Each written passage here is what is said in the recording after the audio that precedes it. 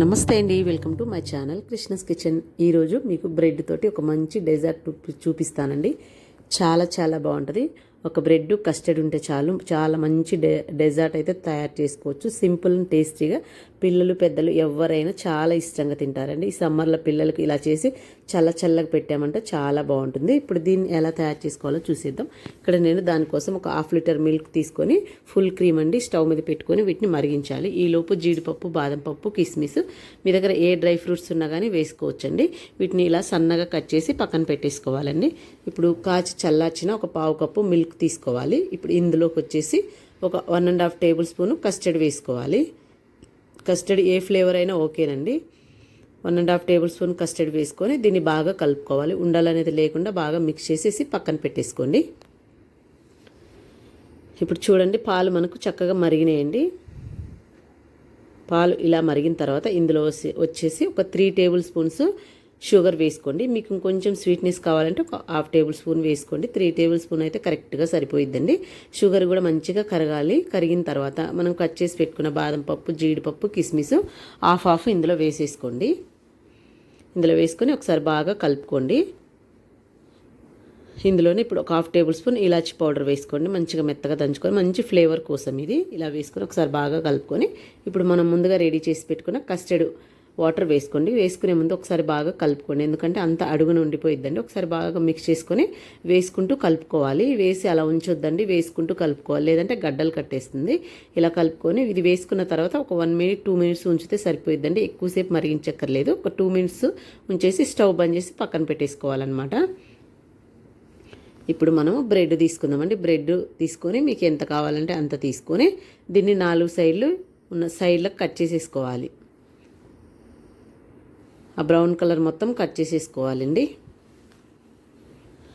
మీరు తింటాను అంటే ఉంచేసుకోవచ్చండి, నో ప్రాబ్లము.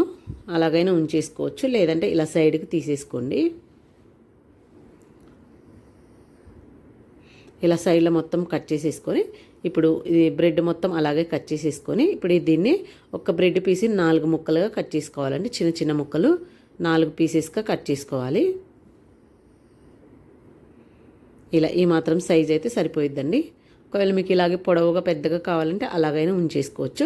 ఇలా 4 పీసెస్గా అన్ని ముక్కలు కట్ చేసి పక్కన పెట్టేసుకోండి. ఇప్పుడు స్టవ్ మీద ప్యాన్ పెట్టుకొని ఒక 3 టేబుల్ స్పూన్స్ లేదా 4 టేబుల్ స్పూన్స్ నెయ్యి వేసుకోండి. ఈ నెయ్యి ప్లేస్లో మీరు ఆయిల్ అయినా వాడుకోవచ్చండి. ఇలా నెయ్యి వేసుకొని నెయ్యి వేడెక్కిన తర్వాత ఈ బ్రెడ్ పీసెస్ వేసుకొని మంట సిమ్లో మీడియం టు సిమ్ పెట్టుకొని మంచి కలర్ గోల్డెన్ కలర్ వచ్చేంత వరకు కాల్చుకోవాలి. ఎందుకంటే మనం ఎక్కువ నెయ్యి వేస్తామంటే బ్రెడ్ అంతా పోయి నెయ్యి అనేది పాడవుతుందండి. కొంచెంగా వేసుకొని నెయ్యి అయినా ఆయిల్ అయినా కాల్చుకుంటే మనకి నెయ్యి వేస్ట్ కాకుండా ఉంటుంది. అందుకోసం అనేసి కొంచెంగా వేసుకొని కాల్చుకోవాలి. ఇప్పుడు మంచి ఈ కలర్ గోల్డెన్ కలర్ వచ్చేంత వరకు 2 వైపులా ఇలా మంచి గోల్డెన్ కలర్ వచ్చేంత వరకు కాల్చుకోవాలి. 2 సైడ్స్ ఇలా మంచిగా కాల్చుకొని ఇప్పుడు తీసేసుకొని మిగతా అన్నీ కూడా ఇలాగే ఫ్రై చేసేసుకోవాలి. ఇప్పుడు మనకు బ్రెడ్ పీసెస్ రెడీ అయినాయి, కస్టర్డ్ కూడా రెడీ అయిపోయిందండి. ఇప్పుడు ఇలాంటి ఒక బాక్స్ తీసుకొని, లేదంటే రౌండ్ పెద్దదైనా పర్వాలేదు, మీ దగ్గర ఏ ట్రే ఉన్నా పర్వాలేదండి. ముందుగా మనం రెడీ చేసుకుని కస్టర్డ్ అందులో వేసేసుకోవాలి. కొంచెము ఇలా వేసుకున్న తర్వాత మనం ఫ్రై చేసుకున్న ఈ బ్రెడ్ పీసెస్ అందులో వేసేసుకోవాలి. ఒక్కొక్కటిగా వేసుకోవాలి.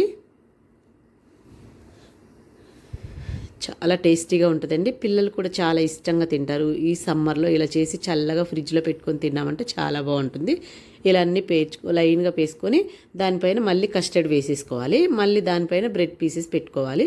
మీకు ఎన్ని లైన్స్ అయితే వస్తాయో అన్నీ ఇలా పెట్టుకొని పైన కస్టర్డ్ వేసుకోవాలి. ఎన్ని బ్రెడ్ పడితే అన్నీ ఇలా వేసేసుకోవడమేనండి.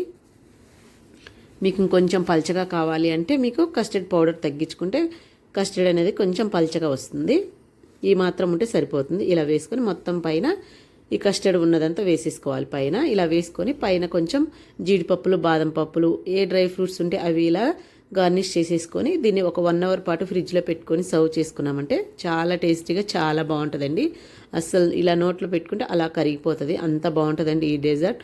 సమ్మర్లో ఇలా పిల్లలకి చేసి పెడితే హాలిడేస్లో చాలా ఇష్టంగా తింటారు, చాలా బాగుంటుంది కూడా. అంతేనండి, బ్రెడ్ తోటి డెజర్ట్ అయితే రెడీ అయిపోయింది. కస్టర్డ్ తోటి చాలా బాగుంటుంది. ఒకసారి ట్రై చేయండి. మీకు తెలుసో లేదో కూడా కామెంట్ చేయండి. నా వీడియో నచ్చితే ఒక లైక్ ఇవ్వండి. మీ ఫ్రెండ్స్కి, రిలేటివ్స్కి షేర్ చేయండి. ఇలాంటి క్విక్ రెసిపీస్ కోసం నా ఛానల్ని సబ్స్క్రైబ్ చేసుకొని ఫస్ట్ టైం చూసే వాళ్ళైతే గంట సింబల్ నొక్కండి. ప్రతి వీడియో మీకు వస్తుంది. Thank you for the watching.